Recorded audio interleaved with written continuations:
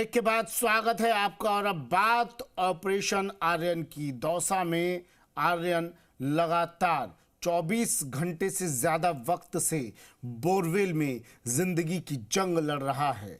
अब जुगाड़ के जरिए आर्यन को निकालने की कोशिशें की जा रही है। कल रात एनडीआरएफ की टीम भी पहुंची और एनडीआरएफ की टीम के पहुंचने के बाद से उम्मीद बढ़ी कि आर्यन को अब बाहर निकाला जा सकता है। करीब 70 से 80 फीट तक गड्ढा खोद लिया गया है।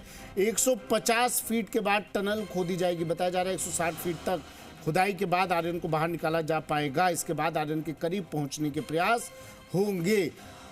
एक बार फिर से आर्यन का हाथ फंसाने की कोशिश की जा रही है। एनडीआरएफ की तरफ से भी कहा गया। आशीष चौहान मेरे सहयोगी हमारे साथ सीधा जुड़ गए हैं दौसा से। आशीष, एनडीआरएफ की टीम कल अजमेर से दौसा पहुंची और ये कवायद हुई कि देसी जुगाड़ के जरिए अब आर्यन को बाहर निकाला जाएगा। और एनडीआरएफ का ये इतिहास भी कहता है कि इस तरह के कई ऑपरेशन सफल अंजाम दिया है एनडीआरएफ की टीम ने। उम्मीद की जा रही थी 1-2 घंटे में आर्यन बाहर आ जाएगा, लेकिन अब तक वो उम्मीद पूरी नहीं हो पाई है। और कितना वक्त, आशीष? देखिए, ऑपरेशन आर्यन को 24 घंटे बीत गए हैं। 24 घंटे से ज़्यादा का वक्त हो गया है जब आर्यन बोरवेल के अंदर है। और अभी की जो अपडेट है वो ये है कि यहाँ पर जो ऑक्सीजन है उसका लेवल भी बढ़ा दिया गया है। जो ऑक्सीजन है वो यहाँ पर ज़्यादा मात्रा में दी जा रही है, क्योंकि ऑक्सीजन लेवल अंदर कम है। आर्यन की हलचल इस वक्त कम है, इसी वजह से जो ऑक्सीजन लेवल है वो यहाँ पर बढ़ाया गया है। और अब तस्वीरों में देखिए तो अभी एम्बुलेंस के ज़रिए अंदर ऑक्सीजन की जो मात्रा है वो बढ़ाई जा रही है। वो इस वजह से क्योंकि 150 फीट की गहराई पर आर्यन इस वक्त अंदर है। ऑक्सीजन लेवल काफ़ी कम रहता है। जैसे जैसे गहराई पर जाते हैं वैसे वैसे ऑक्सीजन लेवल कम रहता है। इसीलिए 150 फीट की जो गहराई पर आर्यन को ऑक्सीजन की मात्रा कम हो रही है। इसीलिए ऑक्सीजन यहाँ पर ज़्यादा पहुँचाने की कोशिश की जा रही है ताकि ऑक्सीजन लेवल अंदर कम ना हो।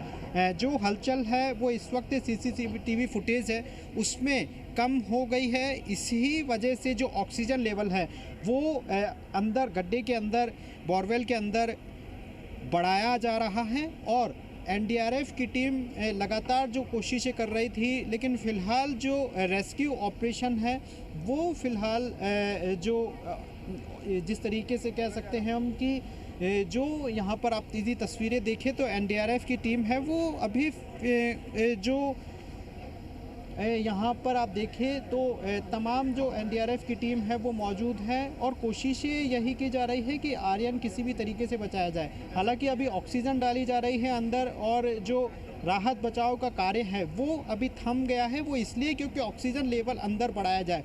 अब ये यहाँ पर ये राय मशवरा की जा रही है कि किस तरीके से जो आर्यन को बचाया जाए, क्योंकि एक जो जुगाड़ के जरिए कोशिश की जा रही थी, लेकिन जुगाड़ से आर्यन का हाथ वहाँ पर ब्लॉक नहीं हो रहा है रिंग के ज़रिए। इसलिए अब जो दूसरा जो ऑप्शन है वो टनल खोदकर उसके माध्यम से आर्यन तक पहुँचना है। और ये तभी संभव हो सकेगा जब 150 फीट की गहराई तक गड्ढा खुदेगा, टनल बनेगी और उस तक पहुंचाया जाएगा। टनल बनाने में तकरीबन जो कह सकते हैं हम कि बहुत ज़्यादा वक्त लग सकता है, क्योंकि कल से ही जो यहाँ पर गड्ढा खोदने का काम है वो यहाँ पर किया जा रहा था। लेकिन बड़ी बात यह है कि टनल को कैसे खोदा जाएगा। टनल बनाने में भी बहुत ज़्यादा रिस्क होती है। और दो जो स्पेशल मशीनें हैं वो टनल खोदने के लिए कोटपुतली से बुलाई गई है। और यहाँ पर अभी तक जो जेसीबी की टीम है वो यहाँ पर गड्ढा खोदने भी कर रही है। गड्ढा लगातार खोदा जा रहा है और यही कोशिशें की जा रही है कि 150 फीट तक जो गड्ढा खोदे और उसके बाद में जो आर्यन तक पहुंचाया जा सके सुरंग के माध्यम से, टनल के माध्यम से। लेकिन अभी तकरीबन 70 से 80 फीट का जो गड्ढा है वो यहाँ पर खोद दिया गया है। और टनल तब ही खुद सकेगी जब 2 मशीनें, स्पेशल मशीनें जो बुलाई गई है उसके माध्यम से ही टनल खुद पाएगी।